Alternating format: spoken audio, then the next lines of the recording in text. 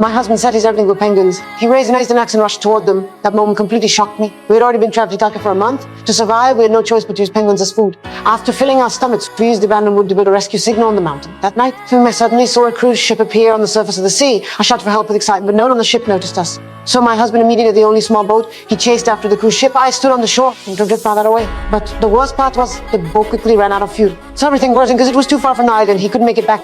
I didn't know any of this. The next morning, I was still waiting by the shore. Time slowly passed, but he never returned. I began to think that he had abandoned me. Over the next few days, I'd only go out alone to look for food until one day I heard footsteps outside the camp. It makes my husband return, sick and exhausted. Only then I realized he never planned to leave me.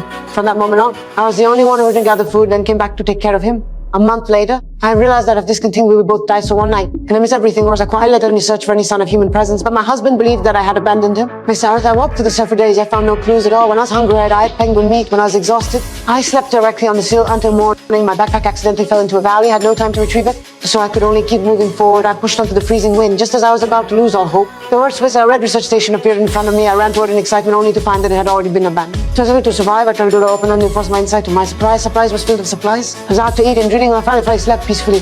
The morning, worse, I opened the container speedboat inside. I immediately dragged it out, packed up the supplies. That makes everything worse and loaded everything on because my husband was still waiting for me. When I returned to the camp, something makes things worse. I didn't see my husband. My heart sank instantly. Then I noticed his feet in the corner. I rushed over to check on him. Fortunately, he was still alive. Pulled him onto the speedboat and took him back to the research station in the warm room. He slowly recovered. That I was cooking, I suddenly heard voices outside. I rushed out immediately. The moment I saw the crew members, I knew we were finally saved.